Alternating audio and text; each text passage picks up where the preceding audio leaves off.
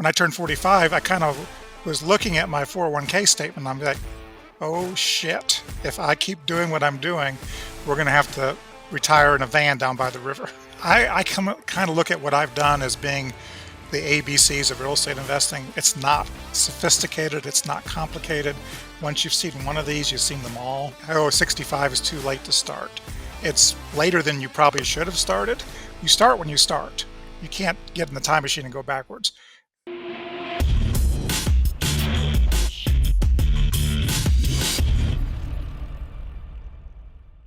What's going on, everybody? Welcome to the show. Today's guest, David Vernich, has been in the banking industry for 37 plus years as a commercial lender for a $5 billion asset bank. He started investing in single-family rentals 15 plus years ago and has more than replaced his W-2 income as a side gig, totally outsourcing all of the heavy lifting.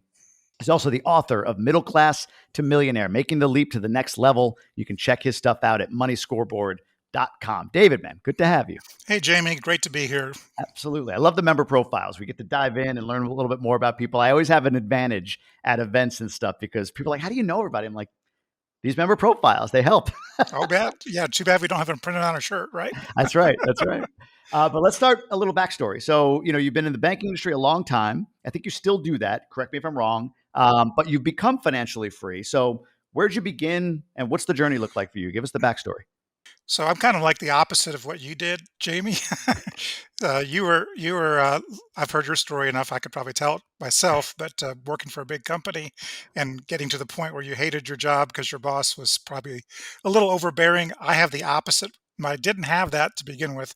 I've had bosses like you've had and wanted to escape from jail, just like what's that? Shawshank Redemption. I always thought I was in Shawshank Redemption. I'm sure that's how you felt digging that tunnel. But the current situation I've got now, it's just a fluke. I don't expect this to last very long. I'm kind of pessimistic actually, but the deal I got right now is I don't think I'd ever want to leave it. So I've been a W-2 employee my entire life. Yeah. Okay. And I never thought when I got into banking when I was 22 years old, never thought I wanted to be a banker, that I was going to stay in banking. I just thought this was a great place to be exposed to a lot of different businesses so that I could figure out what kind of business would I want to work for or own or run. And it really did a good job of that. It taught me a lot about just about every type of business: retail, manufacturing, distribution, service. All these businesses, I was exposed to the top people in the company and get to be friends with these guys, for the most part, guys. And they would tell me the good, the bad, and the ugly. And when I compared what the situation was with my situation, I'm like, I'm good. I think I'll stay where I'm at because I was a single breadwinner. My wife was a stay-at-home wife with 4 boys. Mm. So we essentially learned to live on what I was making as a banker. The problem was when I turned 45, which was 15 years ago, when I turned 45, I kind of was looking at my 401k statement. I'm like, oh shit, if I keep doing what I'm doing, we're going to have to retire in a van down by the river. Like Chris Farley on Saturday Night Live. So I'm like, we've got to make a change here. Now, the change was I needed to start doing something in addition, a side gig. And so I tried multiple things before real estate because, quite frankly, I suck at everything having to do with real estate. I don't really like looking for the properties. I don't like fixing them up, and I don't like managing them. So what is left, right? And so finally, when I knew the market was going to crash, and I had read a bunch of mindset books, including Rich Dad Poor Dad and all these other things, I finally realized it can be done, but it just needs to be done as a team sport. I can't be the sole guy doing it. If I'm the sole guy doing it, I'm going to hate it. It's not going to work. I'm going to fail at it, and I'll be right back to where I started from. So I paid a local mentor in Nashville, Tennessee, to teach me what they did for the sole purpose of figuring out where do I fit in, where do I add value. And it was one of those V8 moments when you want to smack yourself in the forehead. I fit in by bringing capital. And I've been doing that my whole life, just didn't put the 2 and 2 together. So it really kind of pissed me off when I kind of figured out, hey, the only thing I like doing is what my day job is anyway, finding capital. So I would find short-term capital from investors who had zero time. and they would put the money in to buy the house. Then I'd find the long-term capital once it was completed on the burr to get the money out, repeat over and over again. So today I've got about 121 properties I'm a partner in, and I can still keep my day job. So instead of having to quit, I was actually looking, I said, Jamie's going to give me crap because I haven't left my day job. But, there's good and bad about all the quadrants of the cash flow quadrant. And everybody is really down on the E quadrant, being an employee. But there are good things about the E quadrant. Okay. Number one, you get a steady paycheck. Number two, they match half your social security. So you're only paying half of it. Number three, this is a biggie though for self employed people. For my wife and myself, we only pay $124 a pay period for health insurance. Yeah. So Yeah. it's pretty huge. And so that by itself is not a reason to stay. I'm not using that as a reason to stay, but I am trying to tell people there's a reason to stay. If you like your job, you make good money, join a team and do the real estate on the side. Don't be a one man show and have to do it all yourself. It's funny. Every word of this story, like in the first 45 seconds, you started telling like, I know this story. I think you did a case study. Did you do a case study Yes, for Emerge with at one point? Emerge, with Yes, yes, Emerge, yes. Okay. yes. That was like, well, okay, nope, I know the rest of this. And if I'm not mistaken, your W-2 is like a few hours a week kind of thing. Is that Yes. right? Yeah. Like, what is that arrangement? If I could, well, so I'm in a loan production office, so I'm by myself in an office where if I don't see any customers that day, I can wear whatever I want to the office, come in when I want, leave when I want. I just got to make sure I'm responding to my emails and that everything that's in my purview with the loan process is not being held up because I'm being lazy. So as long as I'm hitting my numbers, as long as I'm moving things around where I'm not the holdup, nobody contacts me about anything. And Mhm. so I'm in the office more than an hour a day. However, if I compressed all the time that I'm working strictly on bank business, it's probably an hour a day. I got the 5 hour work week, not the 4 hour work week. Damn it. Close. Read a book, like the extra ab hour thing from something about Mary.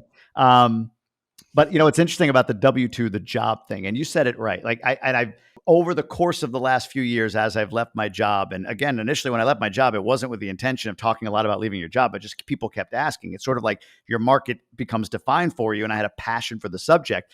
But I think where I've come in the last couple of years, and you made the distinction perfectly, and people will challenge me like, why are you telling everybody to quit their job? I'm like, I'm not. My audience, there's a distinction. My audience is unfulfilled, right? Unfulfilled. So for me, I had this job where my story with my boss was the culmination. Like the universe delivered exactly what I needed because I just didn't like what I was doing. Company was great. People I worked with were great, but I was so like my job required deep analysis into things I didn't give a shit about, and I'm not an analytical guy. So I was completely mismatched and I grinded through that for 20 years, right? So my boss was like the gift at the end to give me the nudge out that I should have done years and years before. But some people say to me like, "Well, I love what I do." I'm like, "Great, then do it." Like, I still have a job. I still jump on podcasts. I still do things actively, but I love it. So I'm not going to stop doing it. And if your W-2 is that for you, then great. But I think your point is so valid. Like even when I left, my 401k was not like, I mean, it gave me some bump to be able to join Gobundance. But at 40 years old, 42 years old, compared to what I've been able to, invest in and accumulate since then or over the last 4 or 5 years, I think the point is so valid that if you're relying on a retirement account, a 401k, no matter how creative you get, oh, it's a Roth, it's a this, it's pre-tax, but you're going to fall short more than likely, unless you're investing in something on the side. And I think that's your story, right? Correct. So yeah, when I left, I thought for sure I was going to leave banking at some point. I just never did.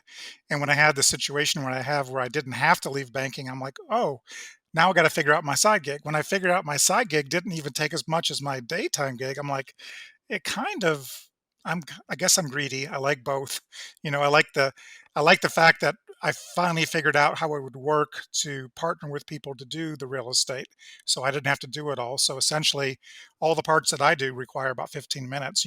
I have somebody else sending me a deal, somebody else telling me how much money to get.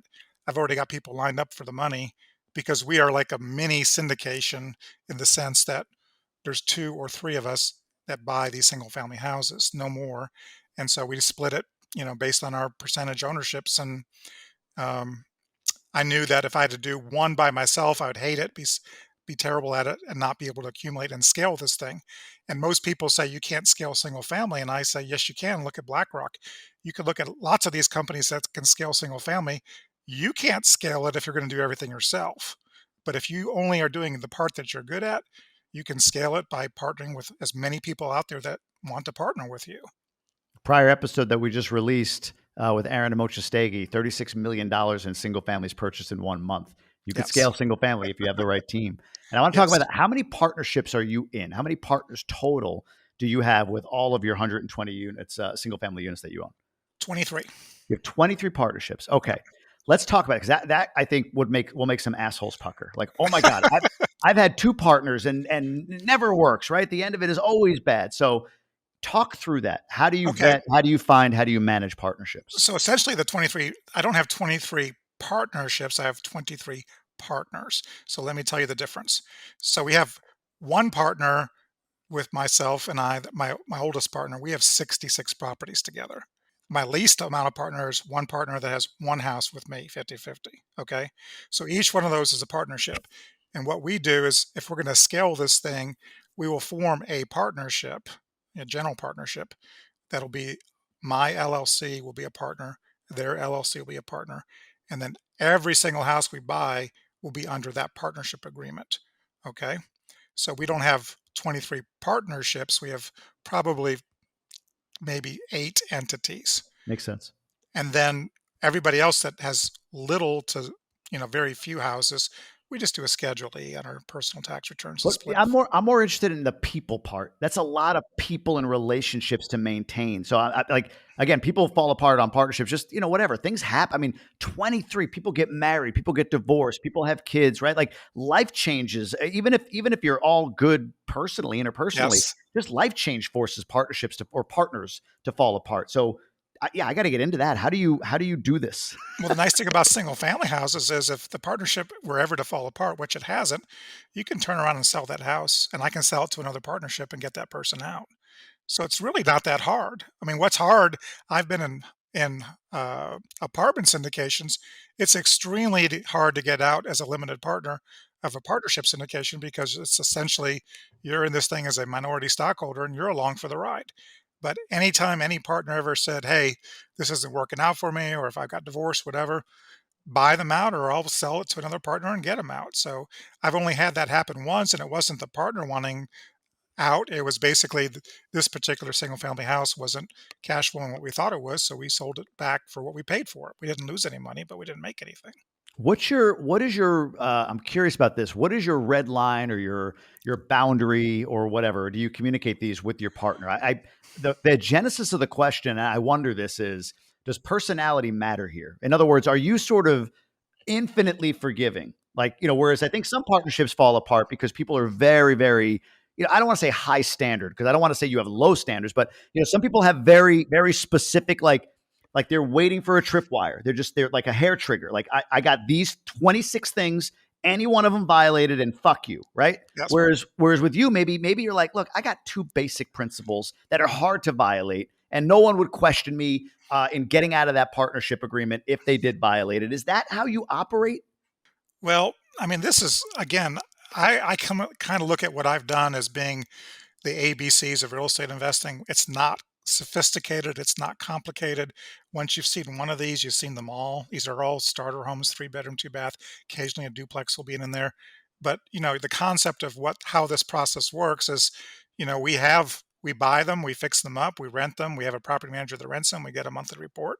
Mm. Sometimes the people don't pay, sometimes they do. You kind of go through and you try to explain to them, this is not a certificate of deposit. This is not a W-2 thing. This is a real estate empire that takes a while to build. I mean, it's not going to happen overnight.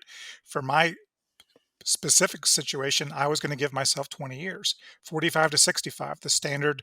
Hey, I was going to give myself 20 years before I even hardly looked at it. Well, what happened was I got in the perfect time in 2007 and were able to buy things very inexpensively to the point now where I think my total leverage on the portfolio is less than 30%. And that's being very conservative on what the values are because some of these things I have bought 5 or 10 years ago, I haven't had them appraised since then, and I keep them on my balance sheet the same. So the way I look at it is, look, if you're looking for a get rich quick scheme, we're not going to be partners. But if you're looking for cash flow and you're too busy to do this yourself, I've already got the system. Just plug in with me and we'll share in the spoils. But I also will say, look, my alignment interests are 100% aligned with yours because I'm going to put up money. I'm going to be on the note with you. And if it loses money, I'm going to lose money. Unlike some of these investment firms that say, you know, when when you do better, we do better. And then I want to flip that around and say, well, what happens when I do worse? Yeah. It's a great question. It's a great Yeah. question. Who is responsible for what after you acquire a property? So you and a partner put together a property. So you got the property manager, which makes sense. You got a system in place. Who's responsible for managing the property manager, or is it sort of we both are? What are roles or responsibilities within the partnership? So it depends on who actually finds the deal. So if I find the deal, typically I'll close the deal with cash and then we will use the same property manager in every market that we're in. So we're in Nashville, Clarksville, Murfreesboro, Memphis, and Little Rock, Arkansas right now. Taking a look at Birmingham, Alabama next. So essentially, each of those markets will have different property managers that will handle it for me, and they send me the reports for the most part. If it's a one-on-one and the person found the deal and it's in that market, then they could manage it. So essentially, whoever finds the deal, it's like you tag you're it. You get to handle the property taxes, the insurance, and dealing with the property manager.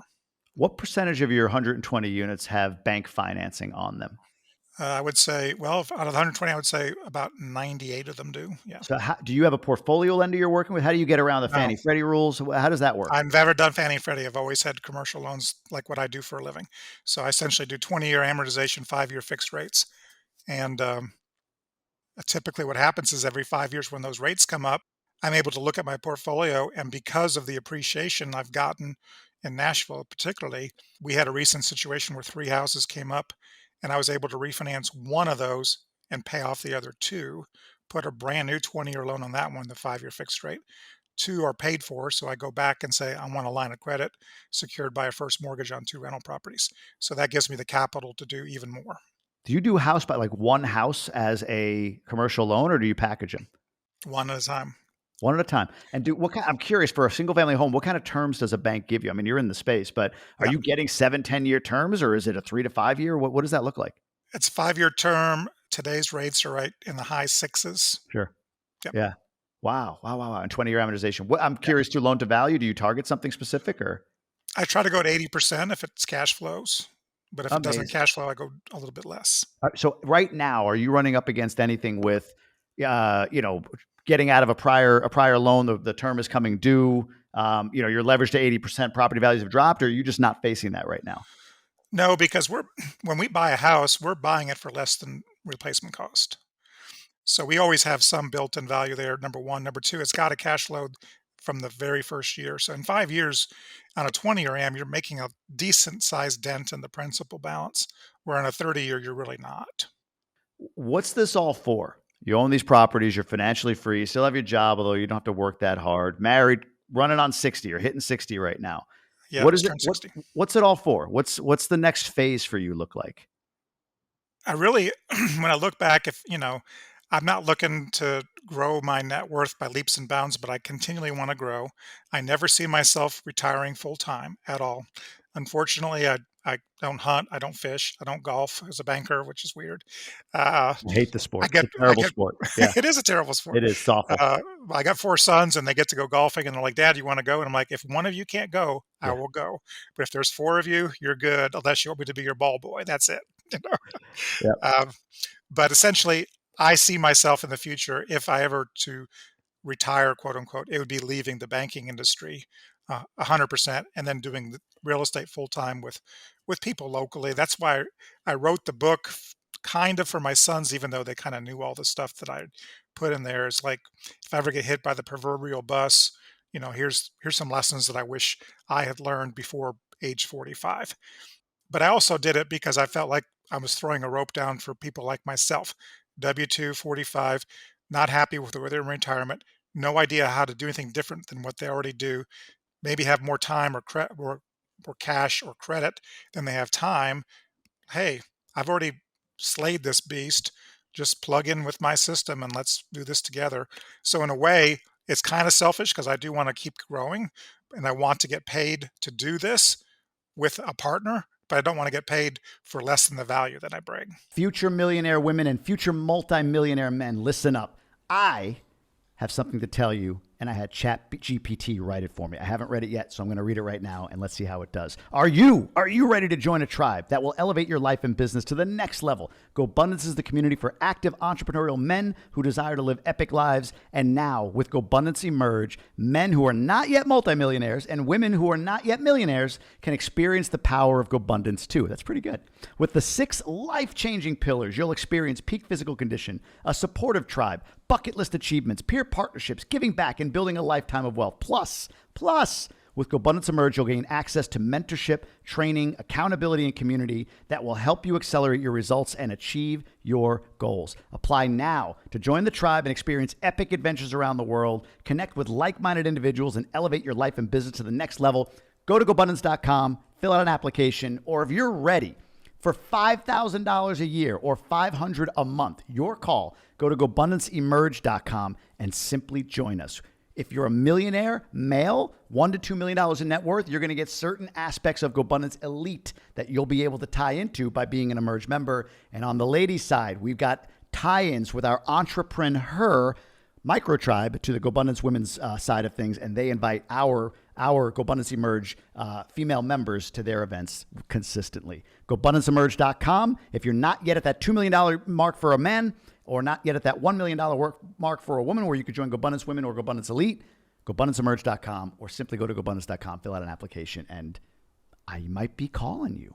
Back to the show. I think there's 2 things that I want to just, and I hope I remember both as I talk about them. But one is you recognize your superpower. So you not only are good at bringing capital to deals, but you love it, and so you applied that. I think that's a component here of your story. Is it not? Like, recognize what your assets and your gifts are. Yeah, I mean, Dan Sullivan's group, Strategic Coach, calls it your unique ability. Unique ability. And Yeah. the problem was with a lot of people's unique ability is they don't think it's unique because it's easy for them. And so it was easy for me. It was the easiest thing I did. I mean, I was trying to figure out how am I going to fund my first deal. I didn't have the money. I was 4 kids that were growing up. I had to put through college. My wife didn't work, and I was like, where am I going to get $100,000? I don't have $100,000 sitting in cash. And I was thinking, well, you're a banker, bankers, right? So if you were going to get a loan from any banker, who would be the easiest person to get a loan from? Ding, ding, called the guy. And I said, hey, this is Dave. He knew me, of course. And I had no loans with him. And he was opening up a de novo bank in a new market. So I knew he had lending authority. And I said, how much lending authority you got? He said, 100,000. I said, will you lend me $100,000 unsecured? He said, what are you going to do with it? I said, I'm going to flip a house. He said, what are you going to do with it after you flip it? And I said, either sell it or keep it as a rental. Well, if you sell it, you'll pay me back. If you rent it, we'll put a mortgage on it and we'll go on from there. And so the easiest thing I had in the whole process, which took one phone call, nailed it the first call, was getting the money. But then I realized, I can't do that forever. That's not going to scale. So the next person I talked to about this was my next door neighbor. And I said, you go do this with this banker, your banker, because you're a doctor, and if they give me $100,000, they definitely will give you $100,000 unsecured. So he and I have about 23 houses together, and he's never put a dime into it. That's awesome. That is awesome. The point you made earlier about recognizing your what you're great at, and in referencing my own career, what I've done post W-2 that I didn't realize was my real value add in my W-2. Like, I was not the guy to interpret the policy or direct defense counsel. I mean, I did it because I had to, but it wasn't my thing, right? But I was really great at connecting and facilitating. If we ever had a conference, it was like, Jamie, can you present, right? Like, really great at connecting and facilitating, hosting things and all of that. And that's what I've made a living off of post W-2. And I love it. I love every second of it. So understanding my gifts and what I bring to the world, and to myself for that matter, is what I did there. So I think it's a really, really key piece. The second thing I wanted to ask you about was, if you didn't start at 45, I'm just curious, how old could you have been before you started and still became financially free? In other words, what if you started at 50 or 55? Would you be at or near financial freedom at this point, market conditions aside? I believe 10 years would have got me there, one way or the other. 15 for sure. I just think it's such an important thing. I literally just did a reel today on Instagram citing Colonel Sanders. I clipped in an interview with him where he's like, "Look, you don't know when your boat's going to come in. Mine didn't come until 65, so is what it is." But I think the struggle, whether you want to keep your job, don't want to keep your job, when you're 38, 40, and you said it, people have more money than time at that point, so you feel trapped by it potentially, right? Like, well, I have bills and mortgages and children that align with the amount of money that I'm making, so that's my struggle. But you can start at any point. Start as a side hustle. You can 45, 50, 55 years old, you can still retire or be positioned to retire in 10 years by just executing a process and knowing what you're great at. Is that a fair statement? Well, what people they tend to think, like you said, oh, 65 is too late to start. And to me, it's like, well, it's later than you probably should have started. Like I look back and say 45 was later than I should have started. I should have figured this out before then, but I didn't. But I'm way ahead of where I would have been had I not started at 45. So putting it off to 65 by saying I'm too old to me is not an excuse. You start when you start. You can't get in the time machine and go backwards. But if you don't start, you're still going to start at the beginning no matter when you start. So if you look at most of these, charts that the financial planners give you, you start saving for retirement, 10% of your pay. Well, when I started, I was making $14,000 in salary, 1984. And I only did the match. So I think I got 5% match and I put in five. That's $1,400 in my first year. Now, I always tell my kids that story, and they're smart enough to say, well, inflation adjusted, Dad, that's closer to 36,000. So like, I like 14,000 better. It sounds like, back in the olden days. It's true. But if you look at these charts they give you for saving money, I mean, the hockey stick doesn't come until like the very end. Yeah. So people don't realize, like, you don't get to jump and start and do the hockey stick. You get to go all the way to the very top of the handle when you start.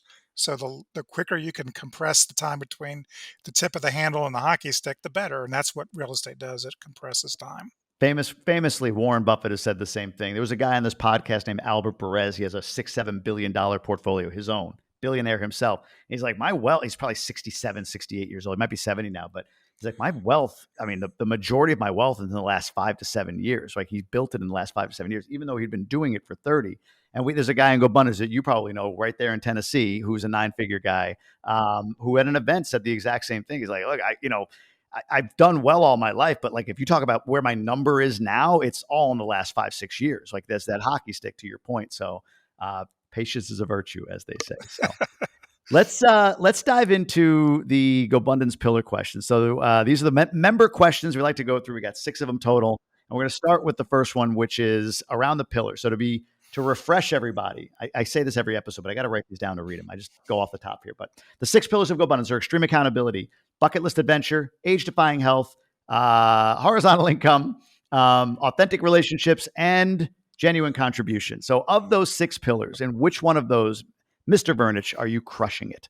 Well, I think I'll have to answer the bucket list things I'm crushing simply because my wife's Canadian, and so we like to travel a lot. We've always treasured experiences above physical goods like gifts and stuff. So every Christmas we took our 4 sons snowboarding different places, and they have those memories. They don't have the gifts that they got back then. They have those memories, and so when we turned 60, uh, I thought I was going to have to quit the bank because I was like, I need the entire month of September off. We both turned 60, and we went to Greece for a whole month, sold one of my rental houses. So I had all the cash from the rental house just sitting there to burn through. And we just lived it up for the entire month of September. I have never done that before. And I actually told the boss that I said, look, I'm saving all my vacation days, still don't have enough. So here's the deal. You either give me 6 days I'll take it without pay, or I quit because I will not stay and not do this. And he said, you're having a great year. Go ahead and take it off without pay. Enjoy yourself. So now I'm going to ratchet that up. When I turn 65, which will be 4 years, we're going to take 2 months off and go to New Zealand. Amazing. Why New Yeah. Zealand? I've never been. And that's one of those trips where it's going to be a slow trip. Stop in Hawaii, stay there a little while, go to Fiji or Bora Bora, Mm, stay there, and then just hop skip to New Zealand, then take my one flight back. But that's one part of the world. I like English speaking countries. And you say, well, I went to Greece. Everyone in Greece speaks English. It's great. So I recommend people going there. But I feel comfortable if you can get lost and somebody can stop and tell you in English where to go, whether that's get off the road or go to hell, that's fine. But I feel lost when I'm in a country where I don't speak the language. So New Zealand sounds exotic, and plus on top of that is I'll be leaving here in the winter, and you yeah. know this from the Dominican Republic, summer down there. So that's a huge benefit. Yes, it is. Getting away from the gray months is Uh, absolutely essential in my mind now. It's a new lifestyle. All right. And which one of those six pillars that I mentioned could you use more support or accountability? so the genuine contribution I've been struggling with forever. I used to belong to a church that we gave 10% of our income to the church. We saved 10% to go on basically church retreats. And every third and sixth year on a 7-year cycle, we would save 10% to give to orphans and widows in the church that needed financial help. So there were years where I literally was living off of 70% of a very low salary. Didn't know I did it. Now, no longer a part of that church anymore. That's kind of fallen by the wayside, and have had a hard time really locating something that speaks to me. So lately, and you'll like this, I have been kind of searching for, I call it the iPhone of charitable giving, because I'm very sarcastic and skeptical about most things, especially if you go to a big charity where the CEO works for not for profit, but flies around on a private jet. Got a problem with that. Yeah. So, so I'm like, I want to do something local where I can actually have an impact. And so, because of the presentation I did with you and Emerge, I was able to partner with one of your students, Neil Kretsch, who Oh, was doing things with the Oxford House, the nation's largest sober house living. yeah. And he and I and two partners have purchased 3 houses in Middle Tennessee, and we're leasing those to Oxford House for sober house living. So I kind of like the fact that, hey, it ties in real estate investing, helping an Emerge member, helping the community, and yet it still should make money, because if you can do that, then it's like Habitat Humanity that kind of regenerates cash flow to do more of that. Well, you just filled my cup too, honestly. Like when I hear these stories, when I hear about, people that find GoBundance don't qualify, join Emerge, and then, at this level, many are kind of skeptical. It's a lot of money to spend 5 or 6 grand a year to be part of something, right? Whereas a guy that's dropping 12 or 20, they're worth 10, 20, 30 million, no big deal, or not as big a deal. And there's a healthy dose of, I don't want to say skepticism, but like, is it going to work, right? That sort of, is this going to work? So when I hear these stories, honestly, there's two things. One, I'm so happy for the individual and proud of whoever that, like Neil in this case, for reaching out. I'm assuming that you connected after that case study, which is Correct, he did.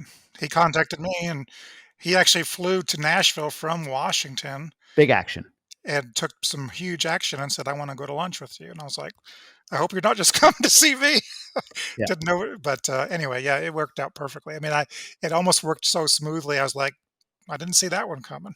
Yeah. And the second part for me is I literally quit my job after launching Emerge in the first cycle of it. When we used to do this kind of course before the mastermind, now we kind of combined it. But when we got through that first group and people were telling me about the changes in their life, and I remember that unfulfilled job feeling because I was in it at the time, being completely replaced with this, like, oh my God, it was like a light, like seeing God in some ways, right? Like that's what I'm supposed to do. So when I hear these stories, man, thank you. That you just gave me a gift for the day. That You and did date it. night tonight. That's it. Yes. I You did appreciate it. that, man. Thank you. That's Wow, that's great. incredible. All right, genuine contribution. There is. If people are listening, I think everyone but one so far has had genuine contribution as an opportunity, and the one that didn't is actually, you might know him, Derek Tellier. He's heading Yes. up the genuine contribution tribal council, so hopefully he's able to reverse this trend here in the near future. But we'll see. Next question: where in your life are you potentially flirting with disaster? I love that question. You know, I'm such a risk averse person in some ways. When you're in banking for as long as I have, you've seen disasters times 12, because most people do a really good job of hiding them. And I'm not saying I'm smart because of that. I had an older brother who always got into trouble, and I just watched him and I didn't do what he did to get in trouble. So for the most part of my life, I've done that. Now, flirting with disaster has multiple things, because I always feel like, you know, I can honestly say, and I almost want to knock on wood when I say this, I'm 60 years old. I have not had anything in my entire life that I could say was an unmitigated disaster. Knock on wood, no financial. I mean, I'd read these financial books, Dave Ramsey, crying at his trying to put his credit card in the gas pump and it declined and flat broke. And then Robert Kiyosaki lived in a car with Kim for a while. Yeah. I'm like, damn, do I have to be broke like that broke to become rich someday? I want to be rich, not wildly rich, but just rich enough where I don't have to worry about money. And so I've never had that big trial by fire that you read about that so many people have, um, including most. My parents are still alive, 91 and 90. My wife's parents are still alive. I got 4 healthy kids. So I just had not had any tragedies of anything to speak of in my entire life. So I almost feel like, okay, you made it through 60 years.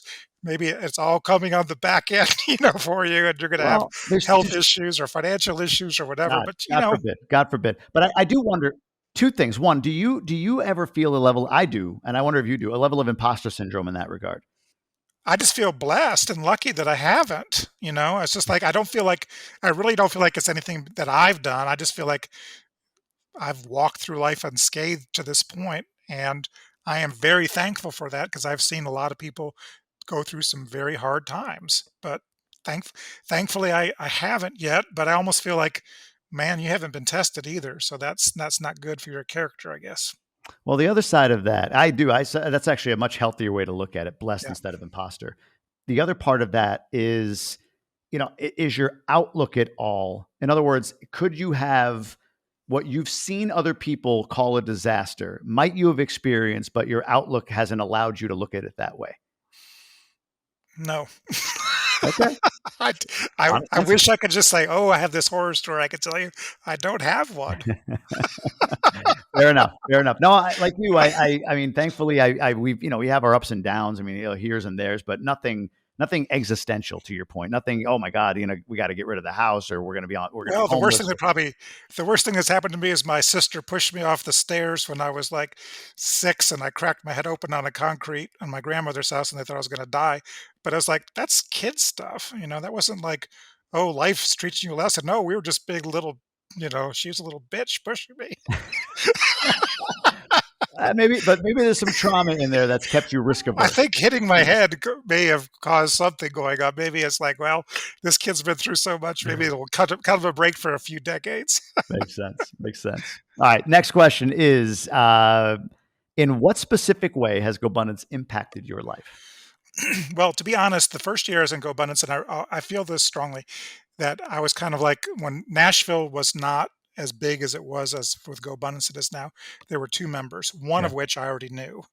So essentially, like, wow, it's just kind of a small group, and I didn't have a lot of vacation time, so I couldn't take off and go to the big events. I did go to one with Goldbundance that was in Gatlinburg last year, and I am coming to the one in Georgia in the fall. So I am doing that.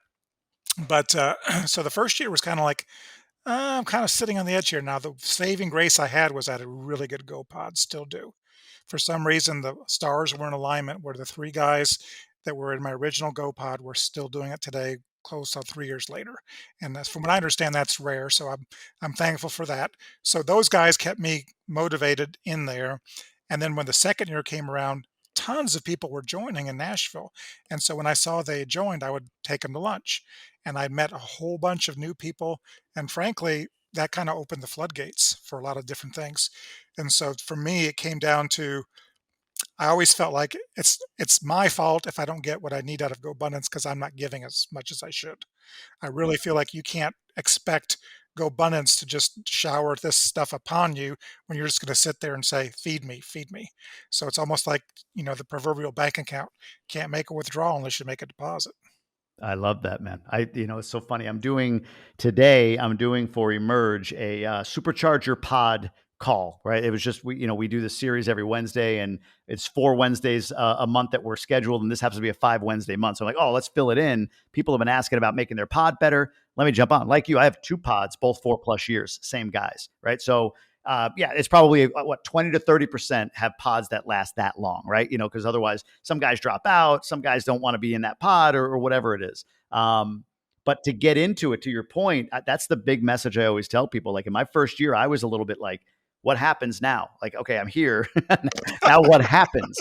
And like Neil did, right? Neil taking action and flying out and seeing you, or like you said, like, okay, let me reach out to all these new people joining in my market and go to lunch with them.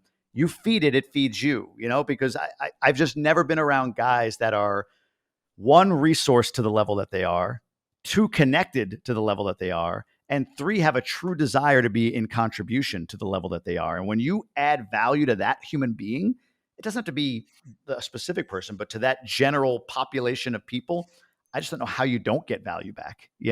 So Yeah. that's been my experience. I don't know if you wanted to add anything to that.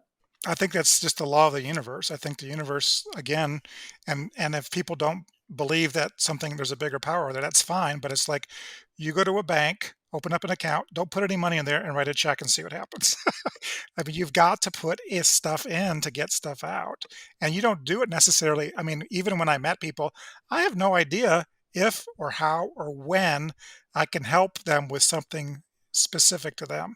And some of the things that we have the strength that we talked about earlier in is what our superpower is, our unique competitive advantage or ability. To us, it's like, oh, everybody's got that nailed. I've got this nailed. Well, you'll find out quickly, hey, I'm having trouble with something that it's easy for you. And it could be a something like you just connecting two people and say, you need to talk to this guy. And just making that one connection can make all the difference in the world. It has for me in two instances. I can specifically call it out. One's a partnership with Quantum. Two is going to a Reds game in the owner suite. Both from just simply wanting to help those people and Right. connect them to other people that could help them. And then they just happen to Absolutely. call me a month later. Absolutely. So love it, man. All right. You might have given it already, but I'll ask it anyway. What advice would you give to a new or prospective member of any GoBundance community? Reach out to everyone in Gobundance and start locally first because nothing can replace face to face. But if you don't have anybody locally, which a lot of guys don't, start looking at a radius of where you are. I mean, you can call someone that's in a different state and say, let's meet halfway for lunch or over the weekend. I just really feel like if you don't have some personal connection physically with people, that it's if it's all virtual, it's all if you're all by yourself, eventually you're not going to get what you need to grow elsewhere. Plus, you need to be able to be seeing how you can be giving first. And you can't do that by just being in your house waiting for your phone to ring. It's not going to happen. 100%, man. I love that. It's so good. I always say to people, it's not a program, it's a community, right? It's not something, oh, okay, I joined. What's the structure of it? It's like there's plenty of the stuff to do. Like there's the micro tribes, there's all these things, but it's moving into a neighborhood with amazing neighbors because of the neighborhood. Like we all have that neighborhood in our town, right? Like that's the neighborhood you want to live in, like the quality of those neighbors and the amenities in that neighborhood. But you could sit in your house all day and you don't really derive any value from being in that neighborhood. You got to get out and meet people. You got to get out and go to Exactly. these events and do these things, right? So Sure. I'm Sure. completely with you. So, all right, let's jump into the GoBundance card game question. And the question is the 8 of diamonds. What you might have answered this. I'm going to ask it, but I might ask this one. What bucket list item are you excited to cross off next? Okay. So well, that we talked about New Zealand, but so that's in 5 years, but in 2 years, this will be our 40th wedding anniversary. So we always have something to look forward to. So on our 30th wedding anniversary, we rented this huge house. My son called it a drug dealer's house. But Where? it's in St. Thomas, Virgin Islands, and it had its own private pool. It had its own private beach, and it connected. You could get a paddleboard or a kayak and go about a mile and a half down this little inlet to Megan Beach, which is the most popular beach where the cruise ships would always come and everybody would come. Well, we could see it from our house. We just wouldn't go there when people were there. But when they left, it was vacant. So we'd all jump on paddle boards and kayaks and go there and have the whole place to ourselves. And if they came, we came back to our drug lord house and just had our little compound. And Lord. man, it was probably the best. All my kids say, like, how are you going to top that, Dad? Well, here's what we're going to do. Our 40th anniversary. My wife just loves researching this. She's getting online. We're going to find kind of the same situation, but we're going to do it in the Bahamas. Nice. Nice. I love it. I love it. Incredible. So 2 years from now, that's the next bucket list. But That's it. because we talked a lot of bucket, I'm going to ask the other side of this card, the other side of the 8 of diamonds, because I'm going to challenge you on this because maybe you might struggle with this one. Okay. Why or what did you learn from your greatest failure? I emphasize your greatest failure because you mentioned you haven't had a ton, but what did you learn from your greatest failure? Well, so I've had failures, but they weren't like devastating, is I guess my point. So every failure that I had, I mean, to be honest with you, the very first, when I was growing up, I was very an introvert and I was a part of a kind of a weird church. So I couldn't go out on Friday nights and didn't drink, didn't smoke, didn't do drugs. So that probably kept me pretty clean for my whole life to be. So I looked at the positive side of that, but it also made me an introvert and shy and not wanting to put myself out there. So when I started doing, when I started trying to figure out what do I want to be when I grow up, the only thing I could did in college and high school that I enjoyed, I was a cartoonist. And I Mm. wanted to be a syndicated cartoonist. And so even when I was married, I was sending off, it's kind of like if you're in Nashville and you're doing demo tapes of songs that you've written, sending them off, just getting rejection after rejection. It's part of the process. Every major star has lived it. But I was accepted into two. One, the local paper published one of my editorial cartoons, Wow. and the other one was a national publication called the New Breed. It went into national comic strips and basically are one panel strips. So I got that published. But then when I realized how little they paid for that, I, I basically said, okay, this was a major waste of time. It's time to put this kid stuff aside and just concentrate on business. So my failure was that I spent so much time chasing that dream that was never meant to be and spending all this time, all this money when I should have been buckled down and saying, hey, we need to do real estate or something that's actually. So I did try cartooning. And I actually said, well, let me take the cartooning and turn it into a business. So then I did postcards for all the tourists in Nashville. And I'm like, didn't do the math part very well. So that didn't really make much money. Then I bought a business that didn't work well. I started a business that didn't work well. I got into multi-level marketing. That didn't do well. Everyone And does. so, yeah, so it's like, well, all these things were tried. So I've had lots of failures. In fact, I was trying to do real estate 10 years before I did. And because I was listening to Dave Ramsey and said debt was evil, and I had 4 young kids, my wife didn't work. I had zero margin for error. I got the Carlton Sheets course, Mm. and he said, put your first purchase if you don't have any cash on a credit card. And I was outraged. And I sent it back, how dare you do 100% debt? And then 10 years later, I'm doing 100% debt. Just your journey. I always say people start Ramsey, they end Kiyosaki, right? Like Yes, right. that's how you build wealth. You start Ramsey, Exactly. good principles there, but you got to end Kiyosaki. Otherwise, you're Right. not going to go anywhere very, or at least very far. Wow, man, that's incredible. I love that. I love every bit of advice that you just gave. And on the cartoonist side, have you met Mark Henteman yet? No. I think he might be in Lake Oconee if you're going to be there. I'll have to introduce Okay. you. See, I'm in the Yeah. connector mode. I got to connect you to him.